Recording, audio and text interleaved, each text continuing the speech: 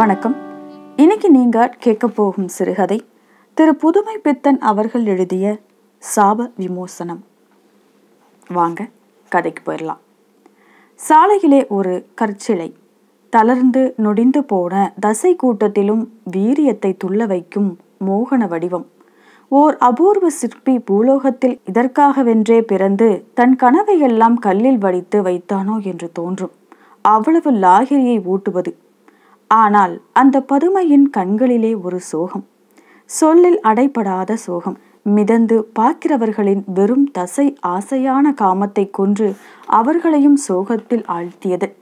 அது சிற்பியின் அபூர்வ கனவு அன்று, சாபத்தின் விளைவு. அவள்தான் அகலிகை. அந்த காட்டுப்பாதையில் கல்லில் அடித்து வைத்த சோகமாக அவளது சோகத்தை பேதமற்ற கண் கொண்டு பார்க்கும் துறவி போன்ற இயற்கையின் மடியிலேயே கிடக்கிறாள். சூரியன் காய்கிறது, பனி பெய்கிறது, மழை கொழிக்கிறது. தூசும் தும்பும் குருவியும் கோட்டானும் குந்துகின்றன, பறக்கின்றன. தன் நினைவற்ற தபஸ்வியாக கல்லாக கிடக்கிறாள். சற்று தூரத்திலே ஒரு கரையான் புற்று. நிஷ்டையில் ஆழ்ந்து தன் நினைவகன்றி தன் சோகத்தை மறந்து தவம் கிடக்கிறான் கோதமன். இயற்கை அவனையும் அபேதமாகத்தான் போஷிக்கிறது. இன்னும் சற்று தூரத்திலே இந்த தம்பதிகளின் குடும்ப கூடு கம்பமற்று வீழ்ந்தது போல இவர்களுக்கு நிழல் கொடுத்த கூரையும் தம்பம் இற்று வீழ்ந்து பொடியாகி காற்றோடு கலந்து விட்டது. சுவரும் கரைந்தது. மிஞ்சியது திரடுதான். இவர்கள் மனசில் ஏறிய துன்பத்தின் வடுபோல தென்பட்டது அது. தூரத்திலே கங்கையின் சலசலப்பு. அன்னை கங்கை இவர்களது எல்லையற்ற சோகத்தை அறிவாளோ என்னவோ. இப்படியாக ஊழிப்பட கடந்தன தம்பதிகளுக்கு. ஒரு நாள் முற்பகல் சூரிய ஒளி சற்று கடுமைதான் என்றாலும் கொடிகளின் பசுமையும் நிழலும் இழைந்து வரும் காற்றும் உலகின் துன்பத்தை மறக்க முயன்று நம்பிக்கையும் வலுவையும் தரும் சமய தத்துவம் போல இழைந்த மனசில் ஒரு குழுமையை கொடுத்தன. ஆண் சிங்கம் போல மிடுக்கு நடை நடந்து எடுத்த கருமம் முற்றியதால் உண்ட மகிழ்ச்சியை மனசில் அசை போட்டு கொண்டு நடந்து வருகிறான் விஸ்வாமித்ரன். மாரீசனும் சுவாகுவும் போன இடம் தெரியவில்லை. தாடகை என்ற கிழட்டு கொடுமை நசிந்து விட்டது. நிஷ்டையில் ஆழ்ந்தும் எரியோம்பியும் தர்ம விசாரத்தில் ஈடுபட்டிருப்பவர்களுக்கு நிம்மதியை தரும் சாதனமாக தன்னை ஆக்கி கொண்டதில் ஒரு திருப்தி. அடிக்கடி திரும்பி திரும்பி பார்த்து கொள்கிறான். பார்வையில் என்ன பரிவு! 2 குழந்தைகள் ஓடிப்பிடித்து விளையாடி வருகின்றன. அவர்கள் வேறு யாருமல்ல, அவதார சிசுக்களான ராம லக்ஷ்மணர்களே. அரக்கர் நசிவை ஆரம்பித்து வைத்துவிட்டு அதன் பொறுப்பு தெரியாமல் ஓடிப்பிடித்து வருகிறார்கள். ஓட்டம் புழுதியை கிளப்புகிறது. முன்னால் ஓடி வருகிறான் லக்ஷ்மணன், துரத்தி வருபவன் ராமன். புழுதி படலம் சிலையின் மீது படுகிறது. என்ன உற்சாகமோ என்று உள்ள குதூகலிப்புடன் திரும்பி பார்க்கிறார் விஸ்வாமித்ரர். பார்த்தபடியே நிற்கிறார். புழுதி படலம் சிலையின் மீது படுகிறது. எப்போதோ ஒரு நாள் நின்று கல்லான இதயம் சிலையுள் துடிக்கிறது. போன இடத்தில் நின்று இறுகி போன ரத்தம் ஓட ஆரம்பிக்கிறது. கல்லில் ஜீவ உஷ்ணம் பரவி உயிருள்ள தசை கோலமாகிறது. பிரஞ்சை வருகிறது. கண்களை மூடி திறக்கிறாள் அகலிகை. பிரஞ்சை தருகிறது. சாப விமோசனம், சாப விமோசனம். தெய்வமே, மாசுபட்ட இந்த தசை கூட்டம் பவித்திரம் அடைந்தது. தனக்கு மறுபடியும் புதிய வாழ்வை கொடுக்க வந்த தெய்வீக புருஷன் எவன்? அந்த குழந்தையா? அவன் காலில் விழுந்து நமஸ்கரிக்கிறாள். ராமன் ஆச்சரியத்தால் ரிஷியை பார்க்கிறான். விஸ்வாமித்ரருக்கு புரிந்துவிட்டது. இவள் அகலிகை என்று. இந்திரனுடைய மாய வேஷத்துக்கு ஏமாறிய பேதை.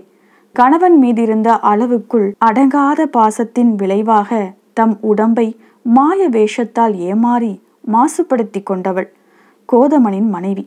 அவ்வளவையும் ராமனிடம் சொல்கிறார். அதோ நிற்கும் புற்று இருக்கிறதே, அதில் வலை மூட்டையில் மோன தவக்கிடக்கும் பட்டுப்பூச்சி போல தன்னை மறந்து நிஷ்டையில் ஆழ்ந்து இருக்கிறாள். அதோ அவனே எழுந்து விட்டானே. நிஷ்டை துறந்த கண்கள் சாணை தீட்டிய கத்தி போல் சுருள்கின்றன. உடலிலே காயக்கற்பம் செய்தது போல வலுபின்னி பாய்கிறது. மிடுக்காக பெண்ணின் கேவலத்திலிருந்து விடுவித்து கொள்ள முடியாதவனைப் போல தயங்கி தயங்கி வருகிறான். மறுபடியும் இந்த துன்ப வலையா? சாப விமோசனத்துக்கு பிறகு வாழ்வு எப்படி என்பதை மனசு அப்பொழுது நினைக்கவில்லை. இப்பொழுதோ அது பிரம்மாண்டமான மதிலாக அவனது வாழ்வை சுற்றியே மண்டலிக்கிறது. அவள் மனமும் மிரளுகிறது. ராமனுடைய கல்வி தர்ம கண் கொண்டு பார்த்தது, தெளிவில் ஒளி பூண்டது. ஆனால் அனுபவ சாணையில் பட்டை பிடிக்காதது. வாழ்வின் சிக்கலில் ஒவ்வொரு நூலையும் பின்னலோடு பின்னல் ஒடியாமல் பார்த்த வசிஷ்டனுடைய போதனை ஆனால் சிறுமை அறியாதது. புது வழியில் துணிந்து போக அறிவுக்கு தெம்பு கொடுப்பது. உலகத்தின் தன்மை என்ன இப்படி விபரீதமாக முறுக்கேறி உறுத்துகிறது?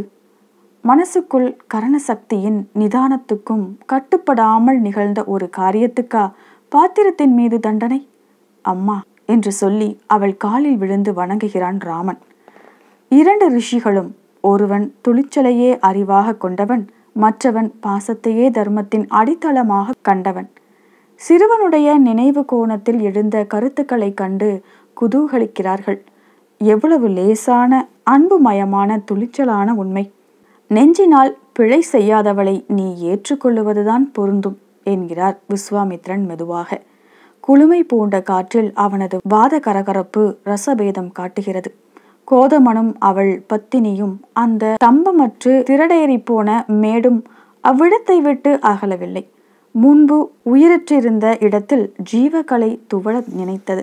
சாட்டையின் சொடுக்கை போல போக்கை மாற்றி அமைக்க வந்த சக்திகள் விடம் விட்டு பெயர்ந்து விட்டன. மிதிலைக்கு பொழுது சாயும் பொழுதாவது போக வேண்டாமா? மனைவினை 2 கைகளை நீட்டி அழைக்கிறதே. கோதமனுக்கு அவளிடம் முன்பு போல் மனக்களங்கமின்றி பேச நாவழவில்லை.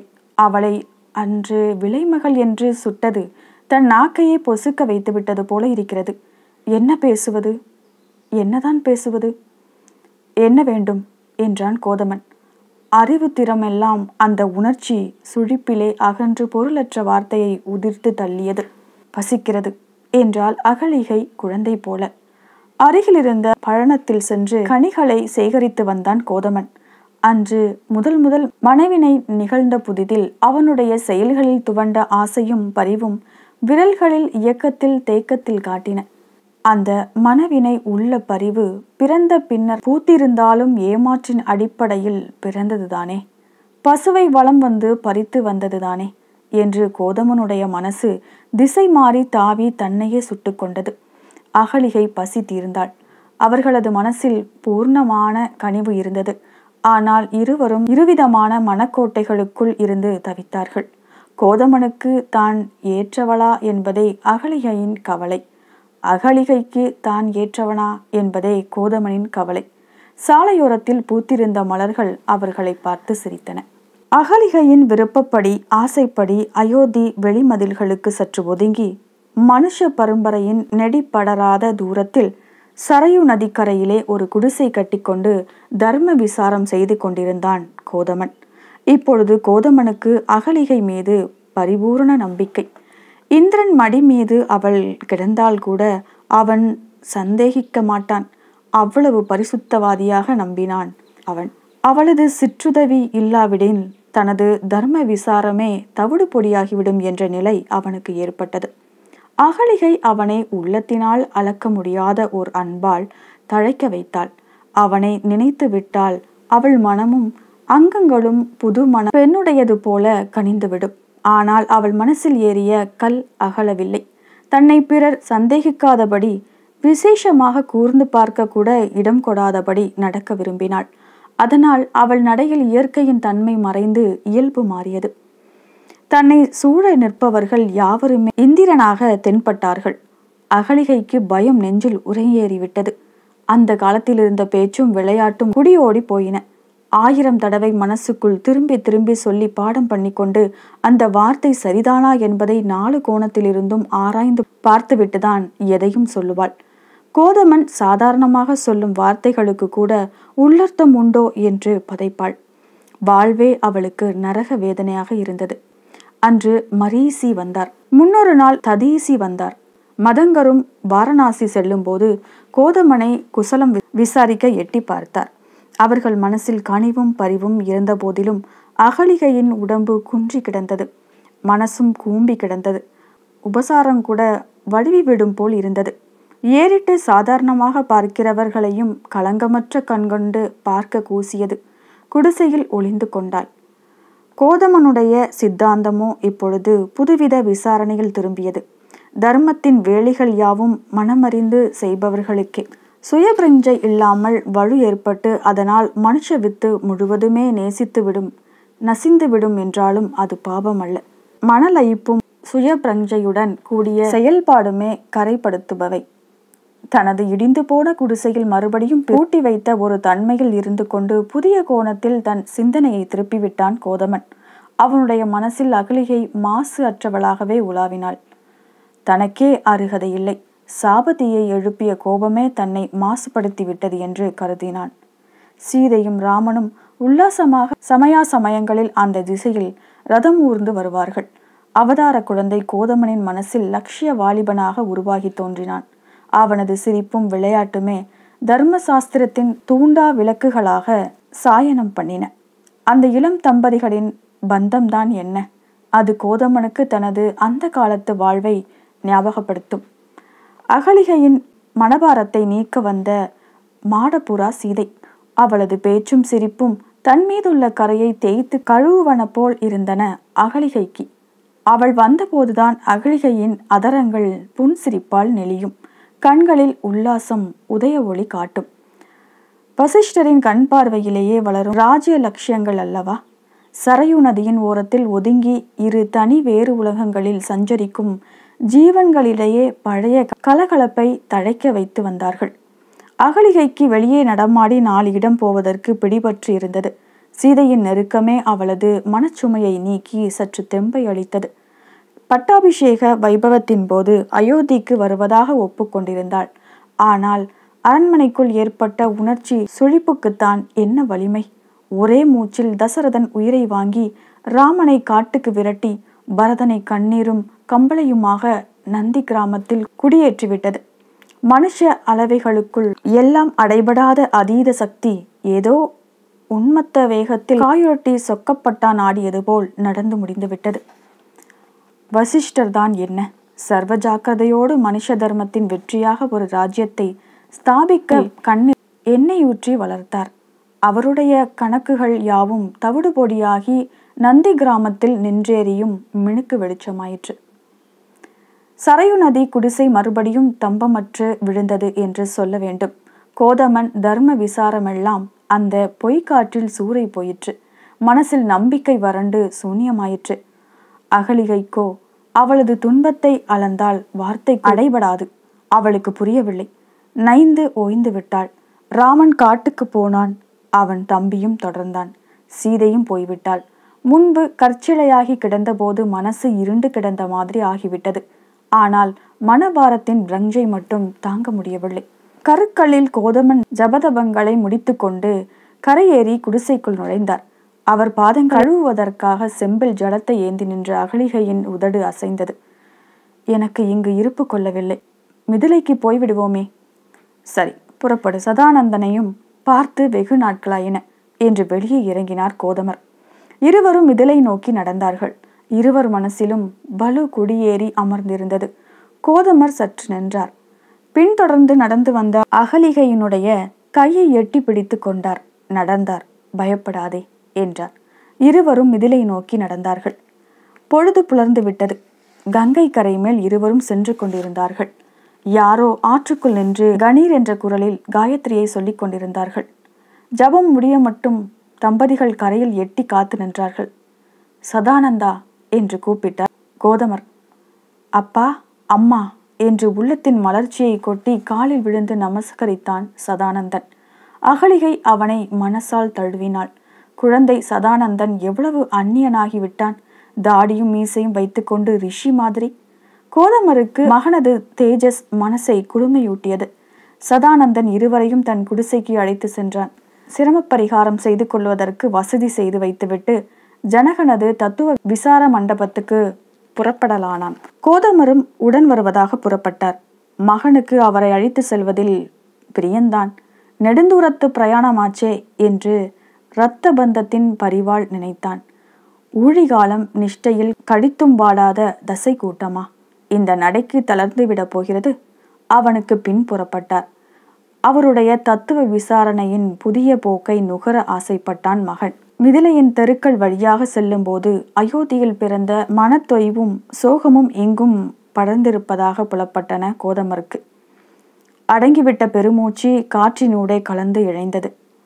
ஜனங்கள் போகிறார்கள், வருகிறார்கள், காரியங்களை கவனிக்கிறார்கள். நிஷ்காமிய சேவை போல எல்லாம் நடக்கிறது. பிடிப்பு இல்லை, லைப்பு இல்லை. திருமஞ்சன கூடம் ஏந்தி செல்லும் அந்த யானையின் நடையில் விறுவிறுப்பு இல்லை. உடன் செல்லும் அர்ச்சகன் முகத்தில் அருளின் குதூகலிப்பு இல்லை. இருவரும் அரசனுடைய பட்டி மண்டபத்துக்குள் நுழைந்தார்கள். சத்சங்கம் சேனா சமுத்திரமாக நிறைந்திருந்தது.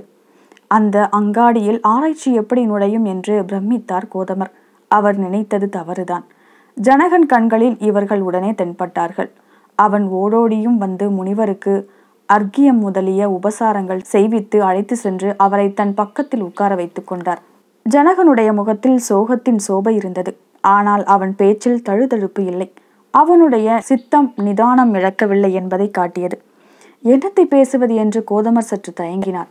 வசிட்டன் தான் கட்டிய ராஜ்யத்தில் உணர்ச்சிக்கு மதகு அமைக்கவில்லை என்றார் ஜனகன், மெதுவாக தாடியை நெருடிக்கொண்டு.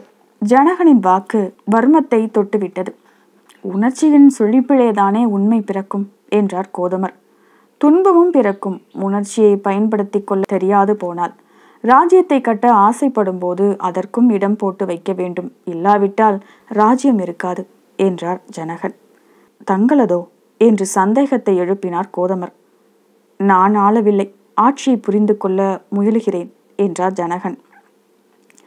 இருவரும் சற்று நேரம் மௌனமாக இருந்தார்கள்.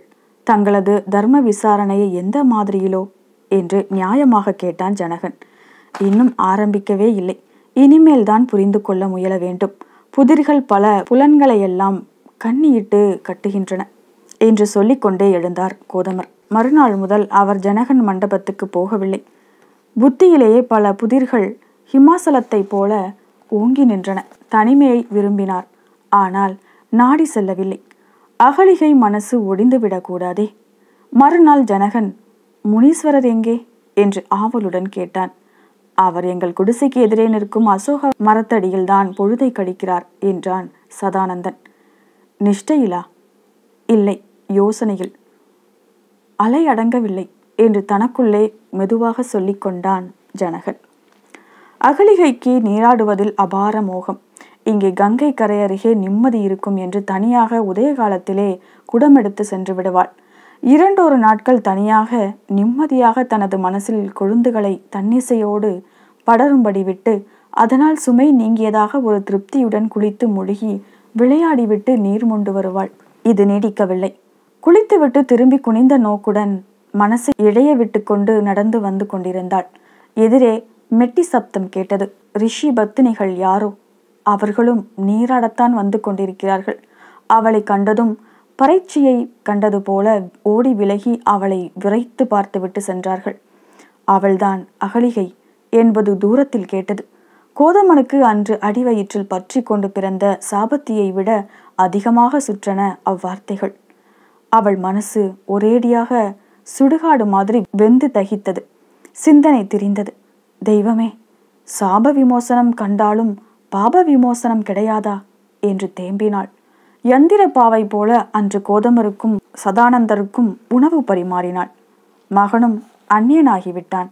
அந்நியரும் விரோதிகளாகிவிட்டார்கள். இங்கென்ன இருப்பு என்பதே அகலிகையின் மனசு அடித்து கொண்ட பல்லவி.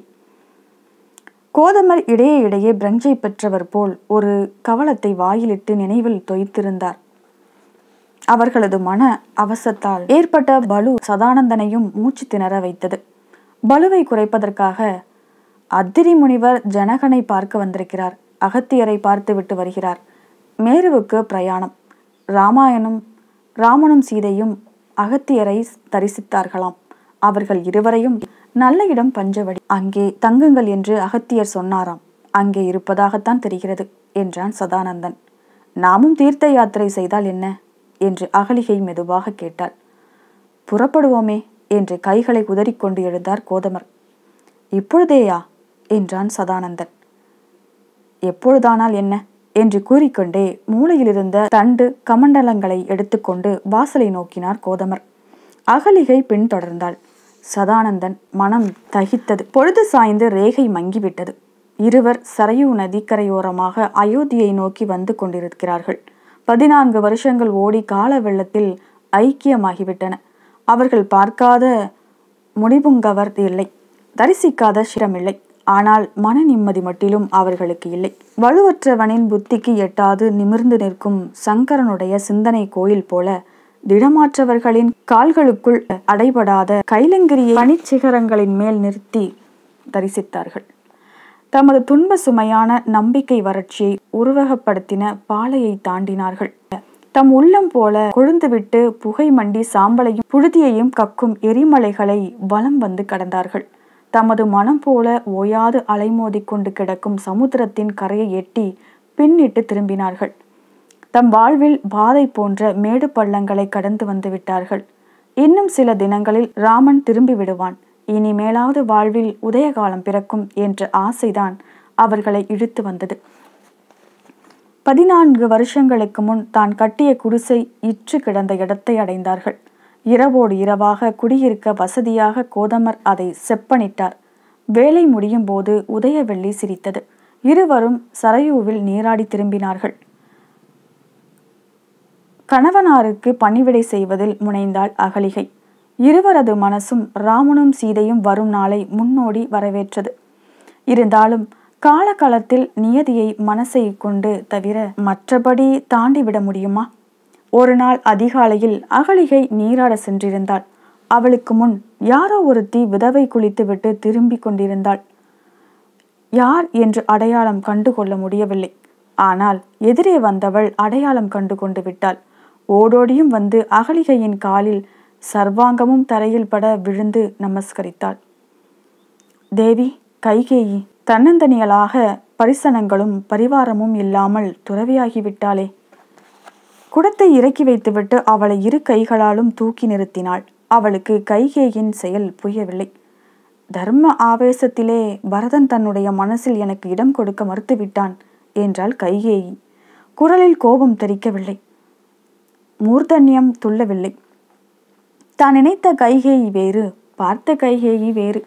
படர்வதற்கு கொழுகொம்பற்று தவிக்கும் மனசைதான் பார்த்தாள் அகலிகை. இருவரும் தழுவிய கை மாறாமல் சரையுவை நோக்கி நடந்தார்கள். பரதனுடைய தர்ம வைராகியத்துக்கு யார் காரணம் என்றாள் அகலிகை. அவளுடைய உதட்டின் கோணத்தில் அனுதாபம் கனிந்த புன்சிரிப்பு நெளிந்து மறைந்தது. குழந்தை வைத்த நெருப்பு ஊரை சுட்டுவிட்டால் குழந்தையை கொன்று விடுவதா என்றாள் கைகேயி. குழந்தைக்கும் நெருப்புக்கும் இடையில் வேலி போடுவது அவசியம்தான் என்று எண்ணினாள் அகலிகை. ஆனால் எரிந்தது எரிந்ததுதானே என்று கேட்டாள். எரிந்த இடத்தை சுத்தப்படுத்தாமல் சாம்பலை அப்படியே குவித்து வைத்து கொண்டு சுற்றி உட்கார்ந்திருந்தால் மட்டும் போதுமா என்றாள் கைகேயி. சாம்பலை அகற்றுகிறவன் 2 நாட்களில் வந்து விடுவானே என்றாள் அகலிகை. ஆமாம் என்றாள் கைகேயி. அவள் குரலில் பரம நிம்மதி துணிந்தது. ராமனை எதிர்பார்த்திருப்பது பரதன் அல்ல, கைகேயி. மறுநாள் அவள் அகலிகையை சந்தித்த பொழுது முகம் வெறிச்சோடு இருந்தது. மனசு நொடிந்து கிடந்தது. ஒற்றர்களை 4 திசையிலும் விட்டு அனுப்பி பார்த்தாகிவிட்டது. ராமனை பற்றி ஒரு புலனும் தெரியவில்லை. இன்னும் 40 நாழிகை நேரத்துக்குள் எப்படி வந்து விட போகிறார்கள்? அக்னி குண்டம் அமைக்க ஏற்பாடு செய்து வருகிறான் என்றாள் கைகேயி. பரதன் எரியில் தன்னை அவிழ்த்து கொள்வது தன் மீது சுமத்தப்பட்ட ராஜ்ய மோகத்துக்கு தக்க பிராயச்சித்தம் என்று அவள் கருதுவது போல இருந்தது பேச்சு. சற்று நிதானித்து, நானும் எரியில் விழுந்து விடுவேன், ஆனால் தனியாக, அந்தரங்கமாக என்றாள் கைகேயி. அவள் மனசு வைராகியத்தை தெரித்தது. 14 வருஷங்கள் கழித்து மறுபடியும் அதே உணர்ச்சி சுழிப்பு. அயோத்திக்கு ஏற்பட்ட சாபத்தீட்டு நீங்கவில்லையா? அகலிகையின் மனசு அக்குத்தொக்கு இல்லாமல் ஓடியது. தனது காலின் பாபசாயை என்றே சந்தேகித்தாள். வசிஷ்டரை கொண்டாவது அவனை தடை செய்யக்கூடாதோ என்றாள் அகலிகை. பரதன் தர்மத்துக்குத்தான் கட்டுப்படுவான், வசிஷ்டருக்கு கட்டுப்பட மாட்டான் என்றாள் கைகேயி. மனிதருக்கு கட்டுப்படாத தர்மம் மனித வம்சத்துக்கு சத்துரு என்று கொதித்தாள் அகலிகை. தன்னுடைய கணவர் பேச்சுக்கு பரதன் ஒருவேளை கட்டுப்படக்கூடாதோ என்ற நப்பாசை, மறுபடியும் அயோத்தியில் துன்பச் சக்கரம் சுழல ஆரம்பித்து விடக்கூடாதே என்ற பீதி. கோதமன் இணங்கினான். ஆனால் பேச்சில் பலன் கூடவில்லை. பரதனை உண்டு பலி கொள்ள அக்னி தேவன் விரும்பவில்லை. அனுமன் வந்தான். நெருப்பு அவிந்தது. திசைகளில் சோகம் கரையுடைந்த குதூகல வெறியாயிற்று. தர்மம் தலை சுற்றியாடியது. வசிஷ்டனுக்கு 14 வருஷங்கள் கழித்த பிறகாவது கனவு பலிக்கும் என்ற மீசை மறைவில் சிரிப்பு துள்ளாடியது. இன்ப வெறியில் அங்கே நமக்கு என்ன வேலை என்று திரும்பிவிட்டான் கோதமன். சீதையும் ராமனும் தன்னை பார்க்க வருவார்கள் என்று அகலிகை உள்ளம் பூரித்தாள். வரவேற்பு ஆரவாரம் ஒடுங்கியதும் அவர்கள் இருவரும் பரிவாரம் இன்றி வந்தார்கள். ரதத்தை விட்டு இறங்கிய ராமனும் நெற்றியில் அனுபவம் வாய்க்கால் வெட்டியிருந்தது. சீதையின் பொலிவு அனுபவத்தால் பூத்திருந்தது. இருவர் சிரிப்பில் லயமும் மோக்ஷ லாகிரியை ஊட்டியது. ராமனை அழைத்து கொண்டு கோதமன் வெளியே உலாவ சென்று விட்டான். தன் கருப்பையில் கிடந்து வளர்ந்த குழந்தையால் சுரக்கும் ஒரு பரிவுடன் அகலிகை அவளை உள்ளே அழைத்து சென்றாள். இருவரும் புன்சிரிப்புடன் உட்கார்ந்தார்கள். ராவணன் தூக்கி சென்றதும் துன்பம் மீட்பு எல்லாவற்றையும் துன்பக்கரை படியாமல் சொன்னாள் சீதை. ராமனுடன் சேர்ந்துவிட்ட பிறகு துன்பத்துக்கு அவளிடம் இடம் ஏது? அக்னி பிரவேசத்தை சொன்னாள். அகலிகை துடித்து விட்டாள். அவர் கேட்டாரா? நீ ஏன் செய்தாய் என்று கேட்டாள். அவர் கேட்டார், நான் செய்தேன் என்றாள் சீதை அமைதியாக. அவன் கேட்டானா என்று கத்தினாள் அகலிகை. அவள் மனசில் கண்ணகி வெறி தாண்டவமாடியது. அகலிகைக்கு ஒரு நீதி, அவனுக்கு ஒரு நீதியா? ஏமாற்றா? கோதமன் சாபம் குடலோடு பிறந்த நியாயமா? இருவரும் வெகுநேர மௌனமாக இருந்தனர். உலகத்துக்கு நிரூபிக்க வேண்டாமா என்று கூறி மெதுவாக சிரித்தாள் சீதை. உள்ளத்துக்கு தெரிந்தால் போதாதா? உண்மையை உலகுக்கு நிரூபிக்க முடியுமா என்றாள் அகலிகை.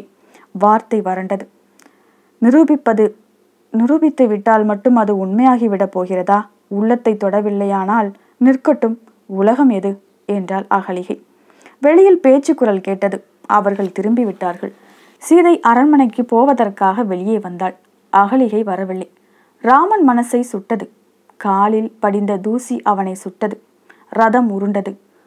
உருளைகளின் சப்தமும் ஓய்ந்தது. கோதமன் நின்றபடியே யோசனைகள் ஆழ்ந்தான். நிலை காணாது தவிக்கும் திரிசங்கண்டலம் அவன் கண்ணில் பட்டது. புதிய யோசனை ஒன்று மனக்குகையில் மின்வெட்டி பாய்ந்து மடிந்தது. மனச்சுமையை நீக்கி பந்தத்தை வருவிக்க குழந்தை ஒன்றை வரித்தால் என்ன? அதன் பசலை விரல்கள் அவள் மனசில் சுமையை இறக்கிவிடாதா? உள்ளே நுழைந்தான். அகலிகைக்கு பிரஞ்சை மருண்ட நிலை. மறுபடியும் இந்திர நாடகம், மறக்க வேண்டிய இந்திர நாடகம் மனத்திரையில் நடந்து கொண்டிருந்தது. கோதமன் அவளை தழுவினான். கோதமன் உருவில் வந்த இந்திரன் வேடமாகப்பட்டது அவளுக்கு. அவள் நெஞ்சி கல்லாய் இறுகியது. என்ன நிம்மதி! கோதமன் கைக்குள் சிக்கி கிடந்தது ஒரு கற்சிலை. அகலிகை மீண்டும் கல்லானாள். மனச்சுமை மடிந்தது. கைலயங்கிரியை நாடி ஒற்றை மனித உருவம் பனிப்பாலைவனத்தில் வழியாக விரைந்து கொண்டிருந்தது. அதன் குதிகாலில் விரக்தி வைரம் பாய்ந்து கிடந்தது. அவன்தான் கோதமன். அவன் துறவியானான். இதோட இந்த கதை முடிந்தது நண்பர்களே.